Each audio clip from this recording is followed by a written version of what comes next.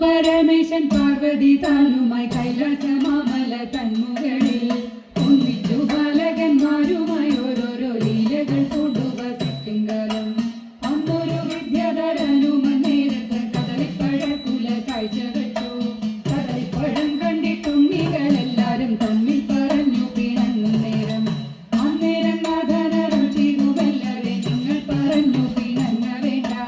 കൈലാസം മൂന്നു വലം വച്ചു വന്നിട്ടു മുമ്പിലെടുക്കുന്നവർക്കു പഴം എന്നതു കേട്ടുടൻ വേലായുധൻ മയിലേറി നര കൊണ്ടു വേഗമോടെ മൂഷിക വാഹനനേതും മടിയാതെ അച്ഛനെ തന്നെ വലതു വച്ചു. കദളിപ്പഴം ചെന്നെടുക്കുന്ന നേരത്തു കൂരെ പിടിച്ചതും വേലായുധൻ. ഇങ്ങനെ നേരം കുറേയേറെ കഴിഞ്ഞപ്പോൾ കൊമ്പുന്നൊടിഞ്ഞു ഗണപതിയുടെ. വയ്ക്കുന്ന ലോകം നശിക്കുന്നതിന് മുമ്പ് വയ്ക്കണം കൊമ്പു ഗണപതിക്ക്. വയ്ക്കുന്ന ലോകം നശിക്കുന്നതിന് മുമ്പ് വയ്ക്കണം കൊമ്പു ഗണപതിക്ക്. വയ്ക്കണം കൊമ്പു ഗണപതിക്ക്. വയ്ക്കണം കൊമ്പു ഗണപതിക്ക്.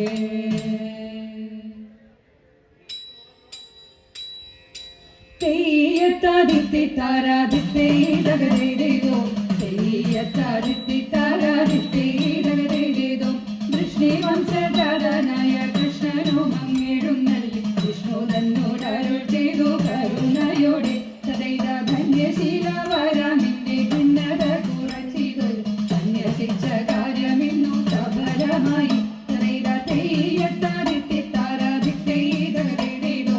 തെയ്യത്താദിത്തി താരാദിത്തേ ദഗദേതോ. ജ്യേഷ്ഠനും വന്നിടും ഭിക്ഷു ശ്രേഷ്ഠനാകും നിന്നെ കാണും. കുട്ടിയൊന്നും കാട്ടിടാതെ വസിച്ചാലും നീ. തദൈത എന്നരുൾ ചെയ്തെഴുന്നള്ളി പന്നക ശയനത്താനും തന്നോടെ നഗരം പോക്കും വസിച്ചു കാണും. തദൈത തെയ്യത്താദിത്തി താരാദിത്തേ ദഗദേതോ. തെയ്യത്താദിത്തി താരാദിത്തേ ദഗദേതോ. ഉൽപ്പലാക്ഷൻ തന്റെ പാദം വച്ചതും നിമിത്തമായി പ്രദേശം അവനേറ്റം മധുരമായി.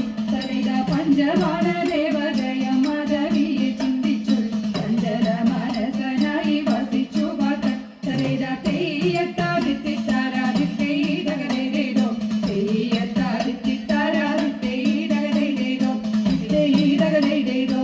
ഇത്തൈ ദഗദേതോ. ഇത്തൈ ദഗദേതോ.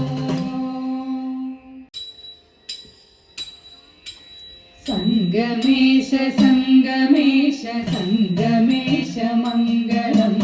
സർവലോക ദുരിതഹരണ ദേവദേവ മംഗളം. സൂര്യവംശജാതന ദശരഥ